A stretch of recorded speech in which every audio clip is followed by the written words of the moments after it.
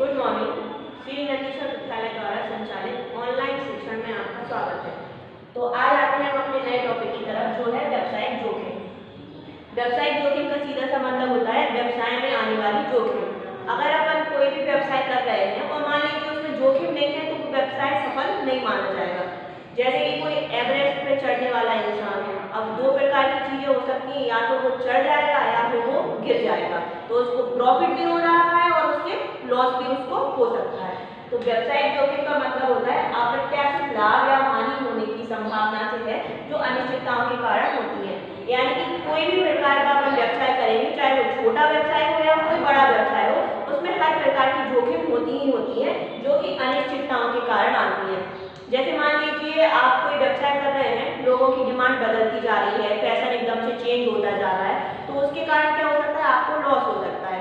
वैसे ही कुछ क्या होते हैं, नेचुरल रीजन होते हैं, जैसे कि बाढ़ आ गई, भूकंप आ गई, सुनामी आ गई, कुछ भी आ गया, जिसके कारण क्या हो सकता है, आपका व्यवसाय पूरी तरीके से क्या हो जाता है, एकदम से वेस्ट हो जाता है। तो यानी कि व्यवसायिक जोखिम क्या होता है, व्यवसाय में होने वाली जो अप्रत्याशित और अनिश्चित घटनाएं होती है, जो हो भी सकती हैं और नहीं भी हो सकती हैं, उनके कारण क्या होता है, व्यवसाय में जोखिम होता है।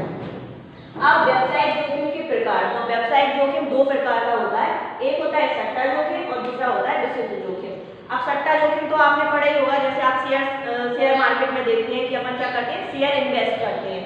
अब उनमें आपको प्रॉफिट भी हो सकता है और लॉस भी हो सकता है, वो काय पे डिपेंड करता है, कंपनी की गुडविल क्या है। गुडविल जितनी ज्यादा होगी, यानी कि कंपनी की ख्याति जितनी ज्यादा होगी, उतनी ही ज्यादा शेयर्स की वैल्यू होगी। तो सट्टा जोखिम का मतलब होता है ऐसे जोखिम जिनका अपन अनुमान नहीं लगा सकते हैं, जैसे कि मांग, रुचि, फैशन इत्यादि। अब मान लीजिए आज कुछ कपड़ों का ट्रेंड अलग चल रहा है, कोई शूज का ट्रेंड अलग चल रहा है, कल के दिन हमारे जो कस्टमर है उनकी डिमांड चेंज हो जाएगी, तो उससे क्या हो जाएगा, हमारे व्यवसाय को लॉस हो जाएगा। अब इन चीजों का अपन अनुमान नहीं लगा सकते हैं कि आज क्या लोग बात सोच रहे हैं और आगे आने वाले समय में क्या सोचेंगे। वैसे कुछ गवर्नमेंट पॉलिसीज रहती है जो हमें अभी नहीं पता, लेकिन आगे आने वाले समय में वो चेंज हो जाएंगे। तो सट्टा जोखिम का मतलब क्या होता है, ऐसे जोखिम जिनका अपन अनुमान नहीं लगा सकते हैं, बट इनके कारण क्या होता है, हमारे व्यवसाय में हमें लॉस होती है। दूसरा होता है विशुद्ध जोखिम। विशुद्ध जोखिम का मतलब होता है जिन चीजों का अपन क्या कर सकते हैं, अनुमान लगा सकते हैं। जैसे कि अपने गोदाम में 1000 बोरे रखे हुए हैं, अब अपन को लग रहा है कि हो सकता है चोरी ना हो जाए, या फिर चोरी हो गई, या फिर उसमें आग लग गई, या ऐसी चीजें अपन उसका अनुमान लगा सकते हैं। तो यानी कि उसमें क्या होगा, अपन उसका बीमा करा के रख सकते हैं, ताकि उन जोखिमों से अपन क्या कर सकते हैं, बच सकते हैं। तो विशुद्ध जोखिम का मतलब होता है ऐसे जोखिम जिनका अपन अनुमान लगा सकते हैं और कुछ हद तक क्या कर सकते हैं, उन जोखिमों से अपन बच सकते हैं। अब देखते हैं व्यवसायिक जोखिम में ये सारे तत्व होना अनिवार्य है, यानी कि अनिवार्य तत्व। अब कोई भी व्यवसाय आप कर रहे हैं तो उसमें जोखिम कुछ ना कुछ अवश्य ही होगा। जैसे कि कोई व्यक्ति है, नया नया व्यवसाय डालता है, तो आज अपन को प्रॉफिट नहीं होगा, बट आगे आने वाले समय में प्रॉफिट हो जाएगा। अब तो इसलिए व्यवसायिक जोखिम व्यवसाय का एक अनिवार्य तत्व माना जाता है। दूसरा होता है प्रकृति एवं आकार। अब मान लीजिए कोई व्यक्ति है जो बहुत छोटा सा चाट का ठेला लगाता है, तो उसमें आगे आने वाली जोखिम क्या होती है, बहुत कम होती है। वहीं आपने देखा कि कोई व्यक्ति है जिसका बहुत बड़ा शोरूम है, अब मान लीजिए अचानक से आग लग जाती है, या लोगों के कारण, प्राकृतिक या मान के किसी कारण से भी जोखिम होती है, तो उसकी जोखिम का आकार क्या होगा, बड़ा होगा। तो व्यवसाय जितना छोटा, जोखिम उतना छोटा, और व्यवसाय का आकार जितना बड़ा होगा, जोखिम भी उतना ही बड़ा होगा। तीसरा होता है लाभ जोखिम का प्रतिफल होता है। इसका सीधा सा मतलब होता है कि आज हमने मान लीजिए कुछ 5 लाख रुपए किसी व्यवसाय में इन्वेस्ट किए हैं, तो आगे आने वाले समय में क्या होगा, उसके मान लीजिए 10 लाख रुपए का रिटर्न भी मिल सकता है हमें, या 7 लाख 8 लाख रुपए मिल सकते हैं। तो लाभ जोखिम का प्रतिफल है, यानी कि व्यवसाय में जब हम जोखिम उठाएंगे, यानी कि व्यवसाय करने के लिए तैयार होंगे, यानी कि आग लग सकती है, चोरी हो सकती है, कर्मचारी हड़ताल भी कर सकते हैं, या फिर कुछ ऐसे रीजन हो गए कि उपभोक्ताओं की जो मांग, रुचि, फैशन आदि सब में चेंज हो गए, तो वो जोखिम हमें उठाना पड़ेगा, तभी आगे जाकर हम क्या हो सकते हैं, व्यवसाय में सक्सेस हो सकते हैं। अब पढ़ते हैं व्यवसायिक जोखिम के कारण, यानी कि किसी भी व्यवसाय में जो जोखिम आते हैं वो किन किन कारणों से आते हैं। तो सबसे पहला है प्राकृतिक कारण, यानी कि प्राकृतिक कारण का सीधा सा मतलब है जो प्रकृति के कारण उत्पन्न होते हैं। जैसे हमारा आंधी हुआ, तूफान हुआ, बाढ़ हुआ, वर्षा हुआ, इन सब पे क्या होता है, किसी भी व्यवसाय का कोई भी कंट्रोल नहीं होता है, क्योंकि ये प्राकृतिक रूप से घटनाएं होती हैं जो घटती हैं, और इनका सीधा सा लॉस क्या होता है, हमारे व्यवसाय को होता है। दूसरा है हमारा आर्थिक कारण। आर्थिक कारण का मतलब होता है कि किसी भी व्यवसाय में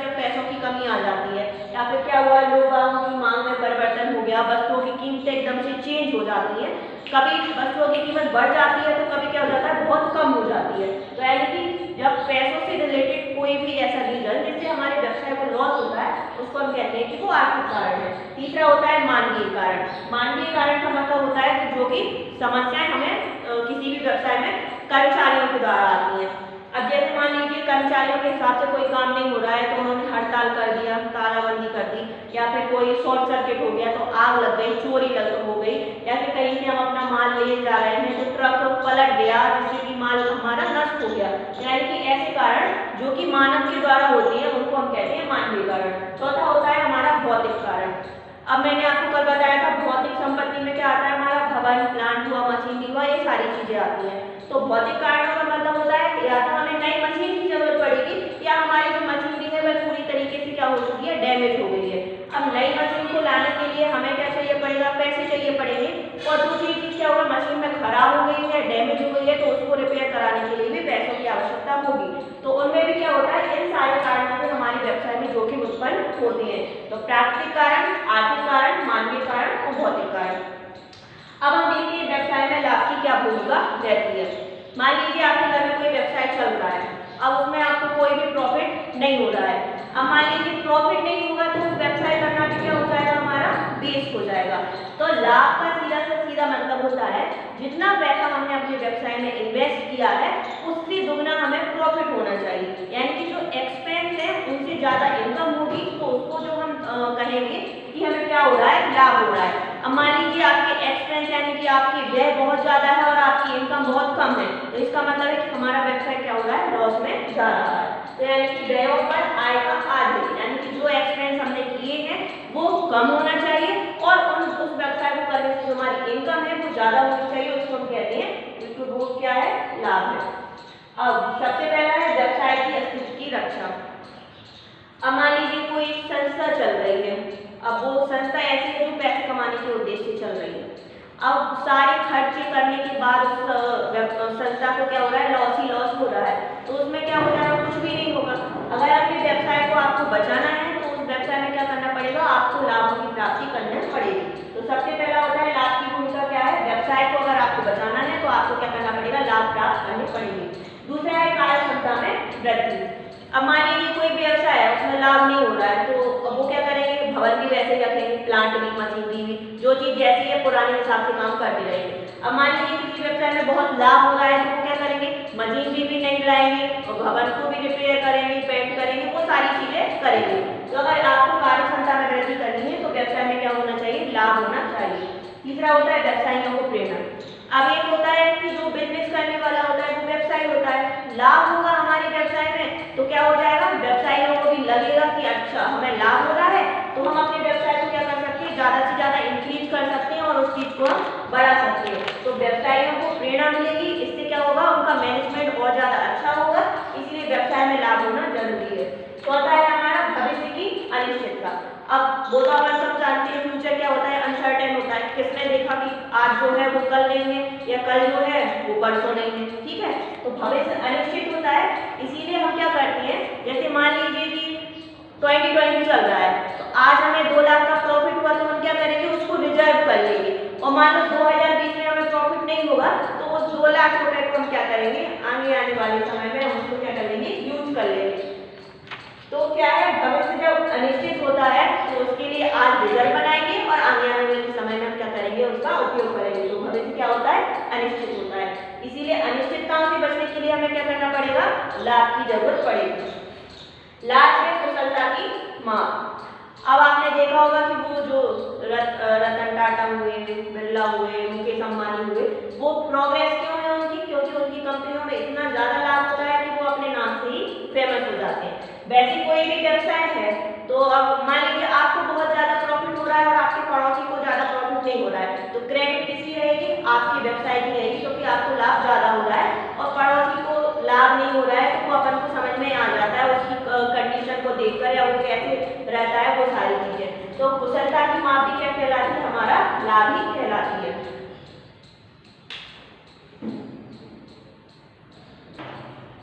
अब हम देखते हैं व्यवसाय की सफलता में कौन कौन से तत्व आवश्यक होते हैं, यानी कि ऐसी कौन कौन सी चीजों को अपनाएं जिसके कारण हम क्या कर सकते हैं, अपने व्यवसाय की प्रोग्रेस कर सकते हैं, उसको सफल बना सकते हैं। तो सबसे पहला होता है उद्देश्य। उद्देश्य का मतलब होता है ऐसी चीज जिस तक अपन को पहुंचना है। जैसे कि आपको क्या करना है पढ़ाई करके, किसी को सीए बनना होगा, किसी को सीएस बनना होगा, किसी को बैंकिंग में जाना होगा, सबका अपना अपना मोटिव अलग होता है। वैसे ही व्यवसाय का सीधा सा उद्देश्य रहता है कि मुझे लाभ प्राप्त करना है, या फिर बहुत से व्यवसाय ऐसे चलते हैं जो सोशल वर्क के लिए चलते हैं, यानी कि उन्हें प्रॉफिट नहीं कमाना रहता है, मतलब प्रॉफिट कमाएंगे लेकिन दूसरों की सेवा करने के लिए। तो सबसे पहले व्यवसाय की सफलता में आवश्यकता तो क्या होना चाहिए कि आप जो व्यवसाय कर रहे हैं वो किस उद्देश्य से कर रहे हैं, यानी कि लाभ कमाना है या फिर आपको समाज के लोगों की सेवा करना है। दूसरा होता है योजना। योजना तो हम कह सकते हैं जो प्लानिंग की जाती है, जैसे कि अभी आपने प्लानिंग की होगी कि हम ऑनलाइन क्लासेस देखेंगे, उसके नोट्स बनाएंगे, जो डाउट्स होंगे उनको हम कैसे पूछेंगे मैम से, कब स्कूल जाएंगे, वो सारी चीजें। तो एक आपके दिमाग में प्लानिंग चल रही होती है। वैसे जो एक व्यवसाय होता है वो सारी चीजों की सबसे पहले प्लानिंग करता है कि व्यवसाय कहाँ पर हम चलाना है, कितने पैसों की जरूरत होगी, कैसे वर्कर्स रखेंगे और किस चीज का हमें व्यवसाय करना है। तो सबसे पहला होगा उद्देश्य निर्धारित करेंगे, और उद्देश्य निर्धारित करने के बाद हम उस चीज की पूरी प्लानिंग करेंगे कि कहाँ से व्यवसाय करना है और कितना करना है, वो सारी चीजें। तीसरा होता है व्यवसाय का स्थान। अब सबसे मेन जो चीज रहती है किसी भी व्यवसाय में वो होता है व्यवसाय का स्थान। मान लीजिए आज आपने कोई दुकान खोली, अब आपने उसको ऐसे एरिया में जाके खोल दिया जहां ना लोग को कोई जानकारी होती है, ना जहां वो पहुंच पाती है, तो उससे क्या होगा, आपका व्यवसाय इंक्रीज नहीं होगा, ना वो चल पाएगा। जबकि अगर आप व्यवसाय को ऐसे स्थान पर खोलते हैं जहाँ पर जनसंख्या रहती है, आसानी से हम वहाँ पहुँच सकते हैं और उसके बारे में जानकारी ले सकते हैं, तो व्यवसाय का स्थान उसकी सफलता में बहुत ही ज्यादा महत्वपूर्ण माना जाता है। अब चौथा होता है वित्तीय संसाधन। वित्त तो किसी भी व्यवसाय का जीवन रत्न माना जाता है, क्योंकि अगर किसी व्यवसाय में वित्त नहीं होगा तो वो व्यवसाय क्या होगा, बढ़ ही नहीं पाएगा। तो हमें वित्त कहाँ से लेना है, कितना लेना है, जैसा कि मैंने बताया था कि कोई किसी से उधार ले सकता है, हम बैंक से भी ले सकते हैं, शेयर या डिबेंचर में भी अपन उसको इन्वेस्ट कर सकते हैं। तो वित्तीय संसाधन किसी भी व्यवसाय की रीढ़ माना जाता है। अब इसके बाद होता है सुदृढ़ संगठन। मान लीजिए आपने ये सारी चीजें कर ली, उद्देश्य निर्धारित कर लिया, आपने योजना भी बना ली, उसके बाद आपने व्यवसाय का स्थान भी कर लिया, आपके पास पैसा भी है, लेकिन आपके व्यवसाय में जो कार्य करने वाले कर्मचारी है वही संगठित नहीं है, यानी कि वो ही कार्य को क्या कर रहे हैं, अच्छे तरीके से मिलजुल कर नहीं कर रहे हैं, तो वो व्यवसाय क्या होगा, एक ना एक दिन पूरी तरीके से खराब हो जाएगा। तो सुदृढ़ संगठन होना चाहिए, यानी कि सारे लोग आपस में मिलजुल कर काम करें। तो ये पांचों चीजें हैं व्यवसाय को सफल बनाने में आवश्यक होती है। अब इसके बाद हम देखते हैं एक अच्छे व्यवसाय के गुण, यानी कि कोई भी व्यक्ति जो व्यवसाय कर रहा है उसमें कौन कौन से गुण उपलब्ध होना चाहिए। तो सबसे पहला है आदर्शवाद। जैसे कि मान लीजिए अपने समाज में ही देख लेते हैं, तो जो हमारे पंडित होते हैं, कोई भी होते हैं, तो एक क्या होता है, उनका चरित्र कैसा रहता है, बहुत ही ज्यादा श्रेष्ठ माना जाता है, ताकि हम क्या करते हैं, उनको फॉलो करते हैं और उनके फॉलोवर्स क्या होते हैं, धीरे धीरे बढ़ते जाते हैं। वैसे एक व्यवसाय होता है, अगर व्यवसाय आदर्शवाद है यानी कि उसका चरित्र अच्छा है, तो कस्टमर क्या होंगे, अपने आप ही वहां पर बढ़ते जाएंगे, यानी कि उसके बोलचाल का तरीका, कस्टमर से कैसे डील करना है, वो सारी चीजें अच्छी होंगी, तो अपने आप क्या हो जाएगा, वो व्यवसाय बढ़ता जाएगा। तो सबसे पहला पॉइंट है आदर्शवाद। दूसरा होता है दूरदर्शी। इसका मतलब ये होता है, जैसे कि अपन अपने घर पर देखते हैं, तो जो अपनी मम्मी होती है वो क्या करती है, दूर की प्लानिंग करके रखती है। ऐसा तो है नहीं कि चीजें आज खत्म हो गई और कल के दिन वो उनको मंगाना पड़े, पहले से क्या करती है, अपने स्टोर रूम में बहुत सारा स्टॉक करके रखती है कि कल किसी चीज की कमी हुई तो हम उसका उपयोग कर लें। वैसे व्यवसाय को कैसा होना चाहिए, दूर की सोचने वाला होना चाहिए कि आने वाले समय में लोग अब ऐसी वस्तुओं की डिमांड कर सकते हैं, इतनी वस्तुओं की हमें आवश्यकता होती है। तो सब दूसरा पॉइंट है दूरदर्शी। तीसरा होता है निर्णय लेने की क्षमता। इसका मतलब ये होता है कि एक व्यवसाय में तुरंत के तुरंत डिसीजन लेने की कैपेबिलिटी होनी चाहिए। जैसे कि आज आपके व्यवसाय में रॉ मटेरियल नहीं है, अब वो सोचे कि मैं कल मंगा लूंगा, परसों मंगा लूंगा या फिर एक हफ्ते बाद मंगा लूंगा, तो उससे क्या हो जाएगा, हमारी व्यवसाय को लॉस हो जाएगा। इसीलिए एक व्यवसाय को ऐसे होना चाहिए कि व्यवसाय में कोई भी परेशानी आती है तो उनका तुरंत निर्णय लें और उनका समाधान कर लें। चौथा है व्यावसायिक नैतिकता। इसका मतलब ये होता है कि एक व्यवसाय जो है, अगर उसकी साख बहुत अच्छी यानी कि क्रेडिट मार्केट में अच्छी है, तो उसका व्यवसाय क्या हो जाएगा, अपने आप ही इंक्रीज होता जाएगा, बढ़ता जाएगा। दूसरी चीज होती है उसकी ईमानदारी, क्योंकि एक ईमानदार व्यक्ति की सब लोग सुनते हैं और उसकी बातों पर विश्वास करते हैं, तो उसका व्यवसाय क्या होता है, अपने आप बढ़ता जाता है। लास्ट है प्रभावी व्यक्ति। यानी कि एक व्यक्ति जितना अधिक प्रभावशाली उसका व्यक्तित्व होगा, उसके फॉलोअर्स उतने ज़्यादा होंगे। ऐसे एक व्यवसाय में एक व्यक्तित्व मतलब एक पर्सनालिटी भी होनी चाहिए, बात करने का तरीका भी होना चाहिए, जिसके कारण क्या होता है सारे कस्टमर उसकी दुकान पर आएंगे और उसका व्यवसाय करेंगे। इस प्रकार अपना पूरा पहला अध्याय व्यवसाय, उसकी प्रकृति और उसकी उद्देश्य समाप्त हुआ। आप इसके शॉर्ट नोट इसी तरीके से बना लीजिए और घर पे बहुत अच्छे तरीके से उनको रीड करिए। आप उनको रीड करेंगे, आपको कोई प्रॉब्लम आती है तो उनको लिख लीजिए, जल्दी से जल्दी हम उनका समाधान खोजने की कोशिश करेंगे। Thank you.